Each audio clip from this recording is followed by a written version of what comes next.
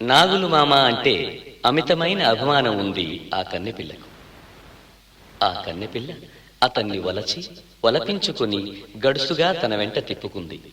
ఆ పిల్లను చూసుకుంటూ ప్రతిరోజు కాలు జారి క్రింద పడటమే వాని పని. ఆ వైనాన్ని చూసి ఆ కొంటె పిల్ల ఎగతాళి చేస్తూ ఉంది. ఎలా?